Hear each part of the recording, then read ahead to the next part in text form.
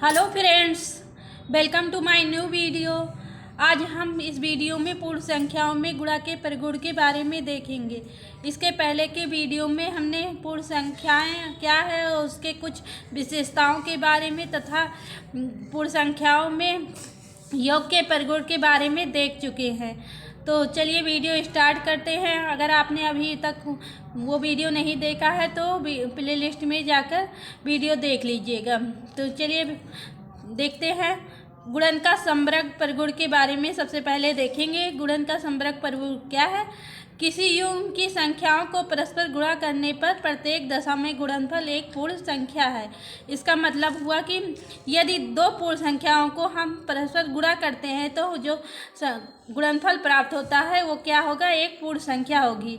जैसे एग्जाम्पल देखते हैं, 0 × 8 = क्या होगा? 0, यानी कि 0 भी एक पूर्ण संख्या है। दूसरा एग्जाम्पल देखते हैं, 5 × 3 = 15, 15 भी क्या है? एक पूर्ण संख्या है। तीसरा एग्जाम्पल देखते हैं, 7 × 13 = 91, 91 भी क्या है? एक पूर्ण संख्या है। अब हम गुणा का क्रम विनिमय प्रगुण के बारे में देखते हैं। पूर्ण संख्या में उनके क्रम को बदलने पर भी उन गुणनफल समान होता है। इसका मतलब है कि यदि हम दो पूर्ण संख्याओं को गुणा करते हैं, जो गुणनफल प्राप्त होता है, अगर उनका क्रम चेंज कर देते हैं तो भी हमें वही गुणनफल प्राप्त होगा।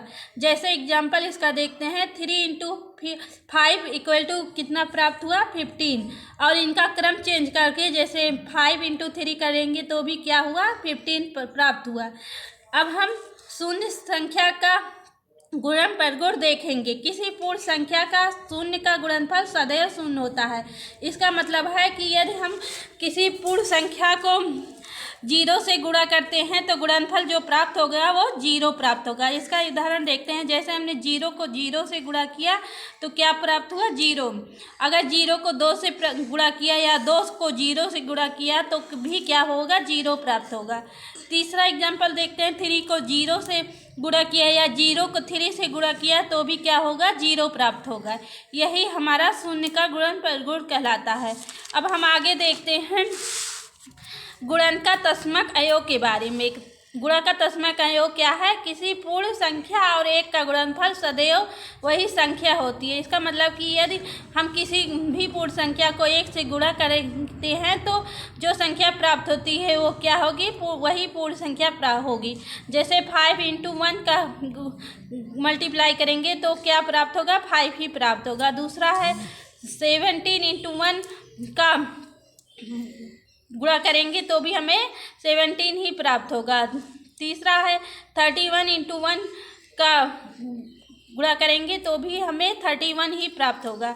अब हम गुणन का सहचर प्रगुण के बारे में देखते हैं। किन्हीं 3 पूर्ण संख्याओं के सतत गुणन संक्रिया में संख्याओं के क्रम को परिवर्तित करने पर गुणनफल अपरिवर्तित रहता है। अतः गुणन की संक्रिया पूर्ण संख्याओं में सहचर है। इसका क्या मतलब है? यदि हम 3 संख्याएं लेते हैं, अगर उनका क्रम चेंज कर देते हैं तो भी हमें गुणनफल वही प्राप्त होता है। जैसे 3 × 8 × 5 गुणा करने पर 120 प्राप्त होगा।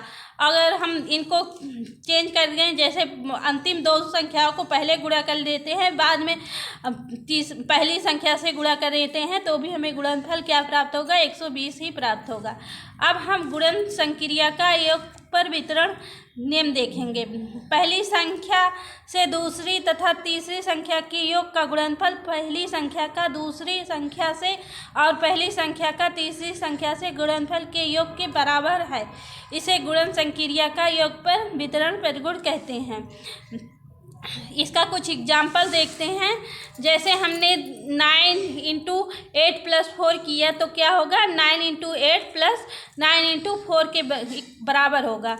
दूसरा एग्जाम्पल देखते हैं, 6 × 10 + 7 बराबर किसके होगा? 6 × 10 + 6 × 7 के बराबर होगा। अब हम गुणन पर घटाने पर वितरण नियम को देखते हैं। जिस प्रकार हमने गुणन पर जोड़ने का वितरण नियम देखा, उसी प्रकार हम घटाने पर वितरण नियम को भी देखेंगे। पहली संख्या गुणे दूसरी संख्या माइनस तीसरी संख्या बराबर क्या होगी, पहली संख्या गुणे दूसरी संख्या माइनस पहली संख्या गुणे दूसरी संख्या। इसका कुछ उदाहरण देखते हैं। 4 इंटू 8 माइनस 5 बराबर 4 इंटू 8 माइनस 4 इंटू 5। तो क्या हुआ, अगर हम 4 से 8 माइनस 5 में गुणा करेंगे तो वही प्राप्त होगा जो 4 गुणे 8 माइनस 4 गुणे 5 करेंगे। इसे ही गुणन का घटाने के पर वितरण नियम लागू कहते हैं। अगर वीडियो पसंद आया हो तो वीडियो को लाइक कीजिएगा, शेयर कीजिएगा, चैनल को सब्सक्राइब कीजिएगा और नोटिफिकेशन पाने के लिए बेल आइकन को ज़रूर प्रेस कीजिएगा। मिलते हैं नेक्स्ट वीडियो में, तब तक के लिए take care, bye bye. Upload करो, मुझे बहुत देर से देखना था, अपलोड नहीं।